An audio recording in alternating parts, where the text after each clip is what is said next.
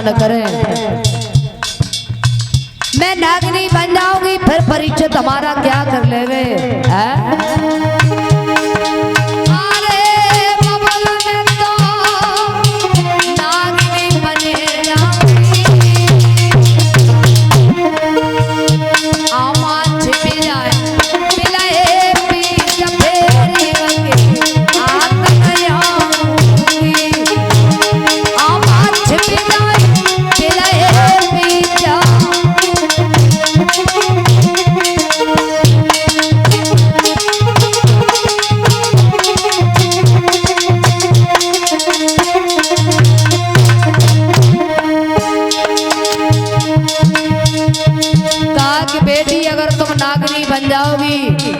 तो परीक्षा जोगी बन जाएगी फिर तुम क्या कर लोगी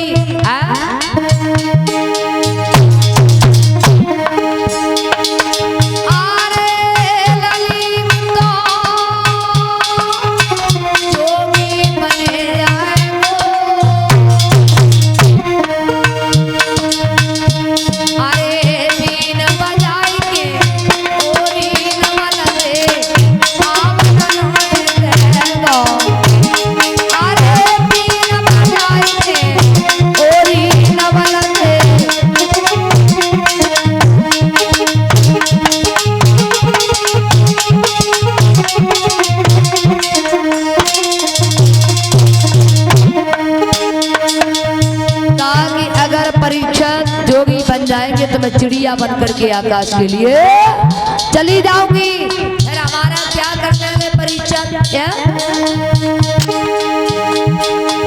अरे पखेरू बनी उड़े जाऊंगी हमारो के जाए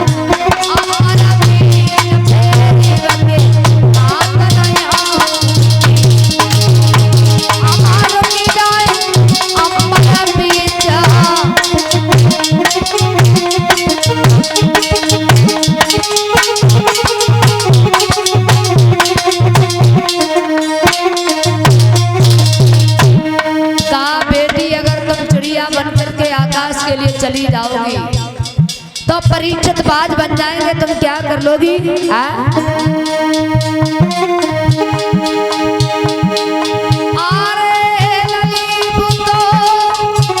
बाज अपने जाए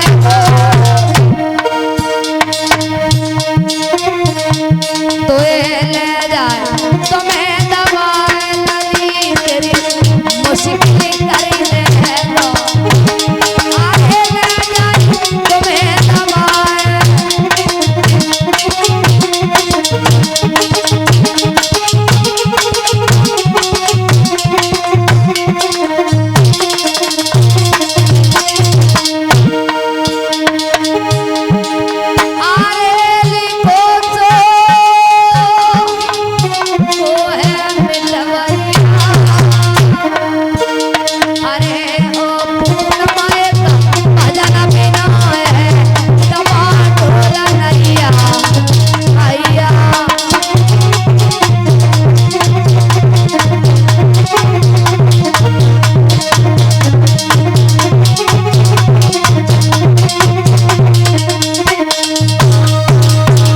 आज इधर काग बेटी तुम न जाओ का पिताजी आप हमें जाने दीजिए। आज जैसे ही नवल्ले पहुंची हैं अमृत के कुंड के पास में अमृत लेने के लिए आगे बढ़ी परीक्षित ने रोका और जैसे ही महाराज रोका तो एकदम से नागिनी बन गई।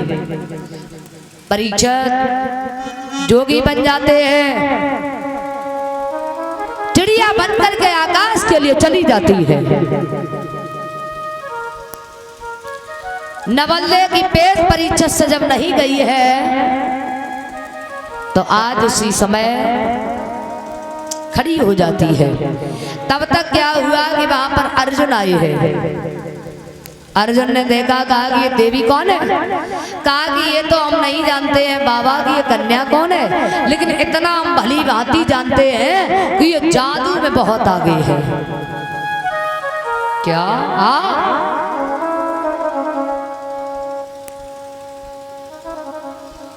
कहा कि ये जादू में बहुत आगे है।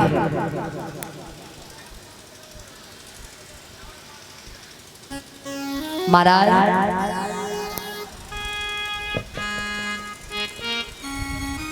कहा बेटी तुम कहाँ से आई हो, कौन हो? कहा कि मेरा नाम नवलदे है, मैं नागलोक से आई हूँ, बासिक की कन्या हूँ। कहा कि अरे महाराज बासिक ने तो पत्र भिजवाया, न घर में बेटा पैदा हुआ न बेटी पैदा हुई, इतनी सुंदर बिटिया।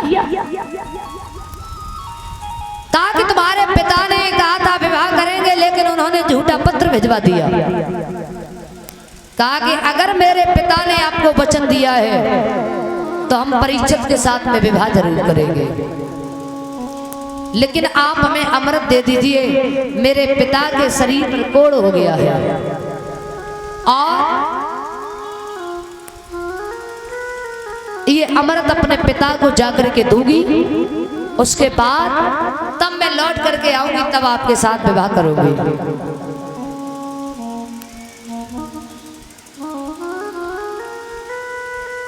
कहा कि तुम्हारे पिता जब इतने झूठ बोलने वाले हैं तो तुम उनकी बेटी हो, तुम भी बड़ी झूठ बोलती होगी। कहा कि महाराज नहीं, मैं आपकी सौगंध खा के कहती हूँ कि मैं लौट करके आऊंगी, तब आपके साथ विवाह करूंगी। आज अमृत लिया, जा करके बासिक को दिया है। कहा कि पिताजी आपने वचन दिया था अर्जुन को कि हम विवाह करेंगे, लेकिन आप उस वचन को भूल गए। हम विवाह करेंगे तो परीक्षित के साथ में। कहा कि बेटी तुम्हारा विवाह वहां नहीं हो सकता। कहा पिताजी क्यों नहीं हो सकता? कहा कि हमारे नाग वंशियों की बात धूल में मिल जाएगी। कहा कि हम विवाह करेंगे तो परीक्षित के साथ में। नवलदे जब चली हैं तो महाराज बासिक ने कहा नवलदे तुम अपने मन से जा रही हो तो जाओ, जीवन में तुम कभी सुखी नहीं रह पाओगी, जाओ। नवलदे वहां से चली जाती है, जाकर के परीक्षित के पास पहुंची हैं। परीक्षित घर पे लेकर के गए तो परीक्षित का विवाह नवलदे के साथ में हो रहा है। उस विवाह में सब लोग बड़े प्रसन्न हैं, लेकिन भगवान कन्हैया बड़े उदास हैं। कहा कि ये बताओ सब लोग बड़े प्रसन्न हैं, लेकिन तुम्हें क्या हो गया, तुम बड़े उदास दिखाई दे रहे हो। भगवान बोले अब समय आ चुका है जाने का, इसलिए अब तो हम जाएंगे। तो पांचों पांडवों ने महाराज परीक्षित को राजा बनाया और द्रौपदी को लेकर के हिमालय पर्वत के लिए चले जाते हैं कि अस्त परीक्षित लाल को देके सब अधिकार, गए हिमालय के लिए पांचों पंड कुमार। सबसे पहले द्रौपदी जमीन पे गिर जाती है, उसके बाद सभी पांडव गिर जाते हैं, केवल धर्मराज अपने शरीर को लेकर के स्वर्गधाम की यात्रा करते हैं। जब महाराज परीक्षित राजा बने हैं तो कौन सा वो समय था, बताया जाता है जब परीक्षित राजा बने हैं